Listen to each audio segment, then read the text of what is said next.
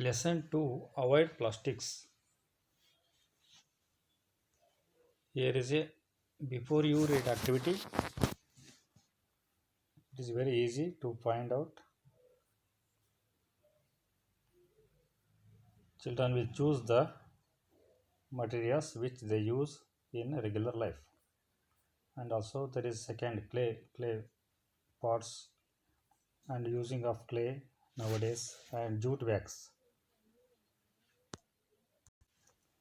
Sample reading, avoid plastics. It is time to say no to plastic. Plastic is not a strange product to anyone. It's everywhere in the present world and it has become a part of our life.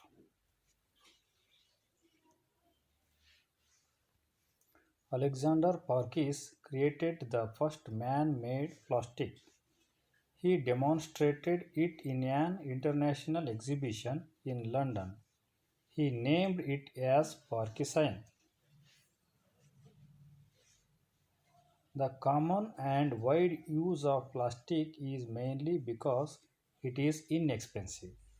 It is long lasting and it is easy to make. This substance can be molded into any form by heating and it can be retained in that particular form when cooled.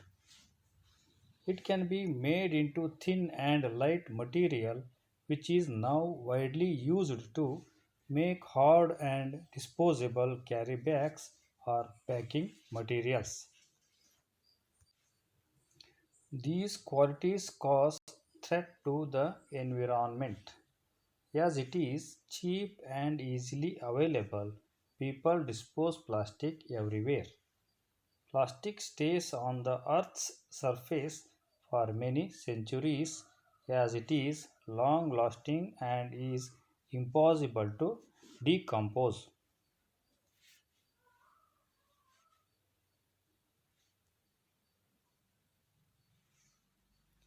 It ultimately causes enormous environmental hazards. Due to migration, plastic pollution is highly concentrated in big cities. When these are thrown after use, they remain in the soil in the same form as they are non biodegradable. Plastic causes serious damage to the environment at every stage of its production or even in its disposal. To reduce the risks involved in plastic, the usage should be minimized, which can result in production. The chemical that is used in the production of plastics is toxic and can cause serious damage to all living beings.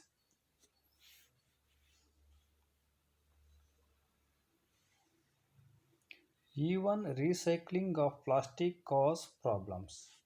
The worst thing is that recycling degrades the quality of plastic and demands the production of more plastic to make an original product. A single plastic sheet can take about 1,000 years to rot. It also has bad impact on the food chain. Plastic is one of the causes for global warming.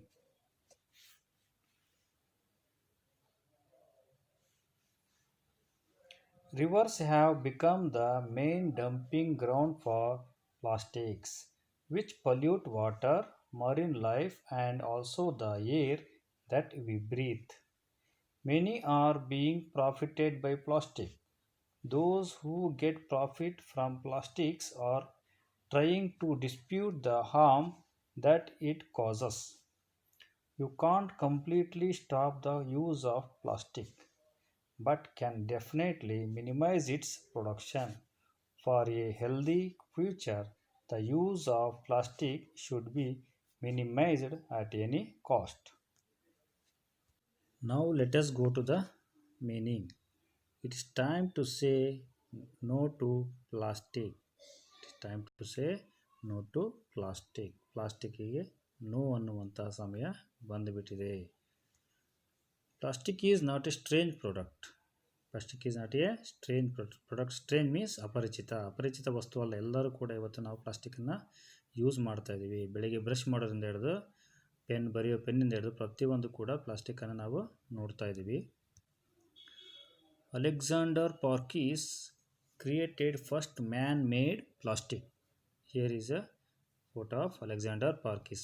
ಇವರು first man-made ಪ್ಲಾಸ್ಟಿಕ್ಕನ್ನು create ಮಾಡ್ತಾರೆ and demonstration ಮಾಡ್ತಾರೆ. ಇಲ್ಲಿ ಲಂಡನ್ನಲ್ಲಿ ನಡೀತಕ್ಕಂಥ ಎಕ್ಸಿಬಿಷನಲ್ಲಿ, ಪ್ರದರ್ಶನದಲ್ಲಿ ಈ ಒಂದು ಪ್ಲಾಸ್ಟಿಕ್ಕನ್ನು ಪ್ರದರ್ಶನಕ್ಕೆ ಇಡ್ತಾರೆ.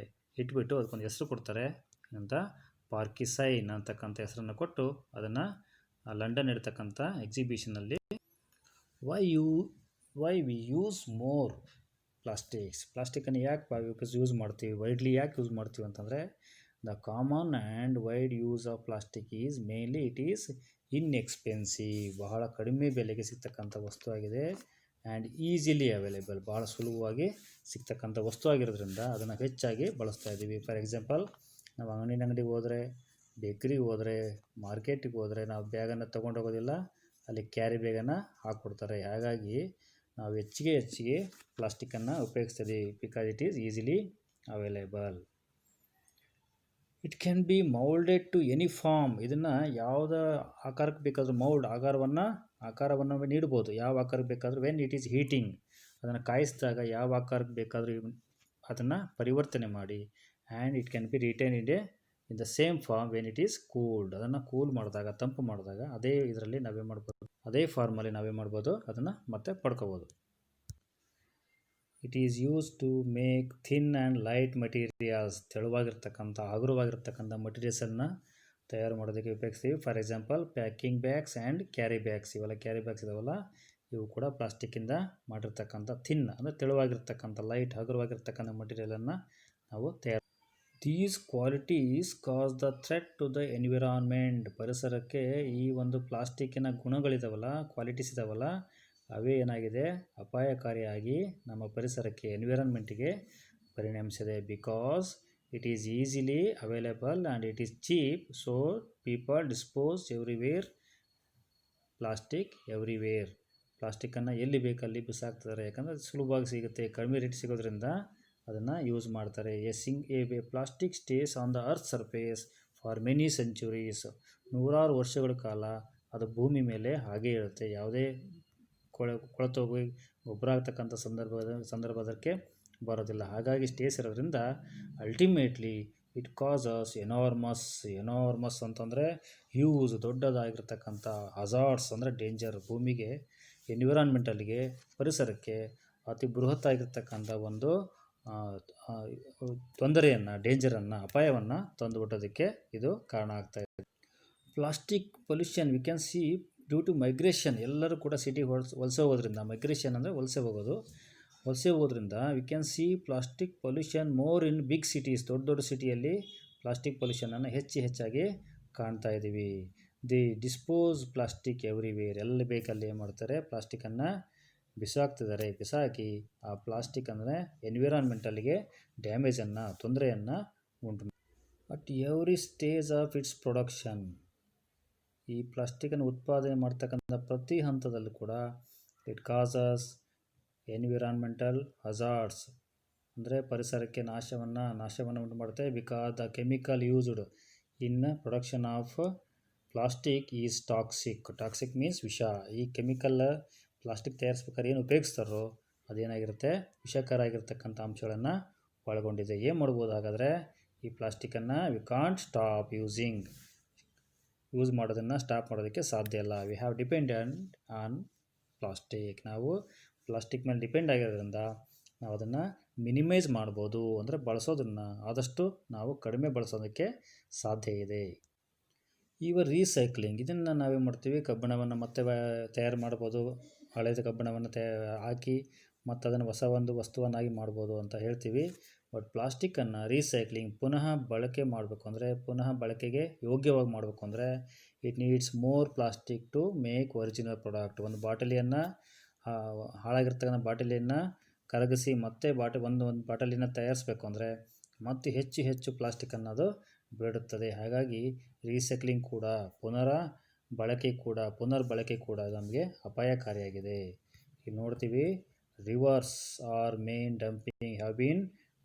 Dumping places. ನೋಡ್ರಿ, ಇಲ್ಲಿ ರಿವರ್ಸ್ ತಂದುಬಿಟ್ಟು ಎಲ್ಲ ನಾವು ಪ್ಲಾಸ್ಟಿಕ್ ಆಗಿರ್ಬೋದು, ಬೇರೆ ಯಾವುದೇ ಕಸವನ್ನು ನಾವು ಹಾಕ್ತಾ ಇದ್ದೀವಿ. ರಿವರ್ಸ್ಗೆ ಪ್ಲಾಸ್ಟಿಕ್ ಬಂದುಬಿಡೋದ್ರಿಂದ it causes pollution and it is very dangerous to human being and marine ಅಂದರೆ ಜಲಚರ ಪ್ರಾಣಿಗಳಿಗೆ ಅದು ಏನಾಗಿದೆ, ಅಪಾಯಕಾರಿಯಾಗಿ ಪರಿಣಮಿಸುತ್ತೆ. And the air we breathe, ನಾವು ಉಸಿರಿರ್ತಕ್ಕಂಥ ಗಾಳಿಗೂ ಕೂಡ ಇದು ತೊಂದರೆಯನ್ನು ಉಂಟು ಮಾಡ್ತಾ ಇದೆ. Many people were profited from this plastic. ಬಹಳಷ್ಟು ಜನ ಇದರದ್ದು ಲಾಭವನ್ನು ಪಡ್ಕೊಂಡಿದ್ದಾರೆ. ಆದರೂ ಕೂಡ ಅವರು ಈ ಪರಿಸರ ಮಾಲಿನ್ಯದ ಬಗ್ಗೆ ಏನಾದರೂ ವಿಷಯ ಬಂದಾಗ ಅದನ್ನು ಡಿಸ್ಪ್ಯೂಟ್ ಮಾಡಿ, ಬೇರೆ ವಿಚಾರದ ಬಗ್ಗೆ ಹೇಳಿ ಪರಿಸರಕ್ಕೆ ತೊಂದರೆ ಇಲ್ಲ ಅಂತಕ್ಕಂಥ ಒಂದು ವಾದವನ್ನು ಮಂಡಿಸ್ತಾ ಲಾಭವನ್ನು ಮಾಡ್ಕೊತಾರೆ. ಅದಕ್ಕೆ ನಮಗೆ ಇರ್ತಕ್ಕಂಥದ್ದು ಒಂದೇ ದಾರಿ, we should say no to plastic. ಅದಕ್ಕೆ ಏನು ಮಾಡ್ಬೋದು, ಯೂಸ್ ಪೇಪರ್ ಬ್ಯಾಗ್ಸನ್ನು ಯೂಸ್ ಮಾಡೋದು, ಸಂತೆ ಹೋಗ್ಬೇಕಾದ್ರೆ ಬಟ್ಟೆ ಬ್ಯಾಗನ್ನು ತೆಗೆದುಕೊಂಡು ಹೋಗ್ತಕ್ಕಂಥದ್ದು. ಹಾಗೆ ನಾವು ಬ್ಯಾನ್ ಪ್ಲಾಸ್ಟಿಕ್ ಅಂತಕ್ಕಂಥ ಒಂದು ಇದನ್ನು ಉಂಟು ಮಾಡ್ಬೋದು. ಇಲ್ಲಿ ನೋಡ್ತಾ ಇದ್ದೀವಿ ನಾವು, ಪ್ರಾಣಿಗಳು ಯಾವ ರೀತಿ ಪ್ಲಾಸ್ಟಿಕ್ಕನ್ನು ತಿಂದರೆ ಯಾವುದಾಗೆ ಜೀರ್ಣ ಆಗೋದಿಲ್ಲ. ಪಕ್ಷಿಗಳು ಪ್ಲಾಸ್ಟಿಕ್ಕನ್ನು ತಿಂತವೆ. ಮರೀನ್ ನೋಡ್ರಿ, ಇಲ್ಲಿ ಮೀನುಗಳು ಕೂಡ ಪ್ಲಾಸ್ಟಿಕ್ಕಿಗೆ ಒಂದು ಆಹಾರವಾಗಿ ಪರಿಣಮಿಸ್ತಾ ಇದ್ದಾವೆ. ಹೀಗಾಗಿ ನಾವು should minimise the use of ಪ್ಲಾಸ್ಟಿಕ್ಕನ್ನು ಕಡಿಮೆ ಯೂಸ್ ಮಾಡೋದಕ್ಕೆ ನಾವು at any cost for good future, healthy future, ಭವಿಷ್ಯದ ಉತ್ತಮವಾಗಿರ್ತಕ್ಕಂಥ ಆರೋಗ್ಯವಾಗಿರ್ತಕ್ಕಂಥ ಭವಿಷ್ಯಕ್ಕಾಗಿ ನಾವು ಪ್ಲಾಸ್ಟಿಕ್ಕನ್ನು ಕಡಿಮೆಯಾಗಿ ಯೂಸ್ ಮಾಡಬೇಕು. It is also causing global warming, ಹಸಿರುಮನೆ ಪರಿಣಾಮಕ್ಕೆ ಈ ಪ್ಲಾಸ್ಟಿಕ್ ಕೂಡ ಕಾರಣ ಆಗ್ತದೆ.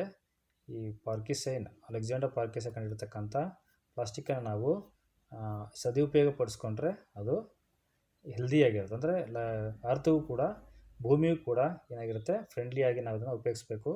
We should minimize the use of plastic. This is the main theme of the lesson.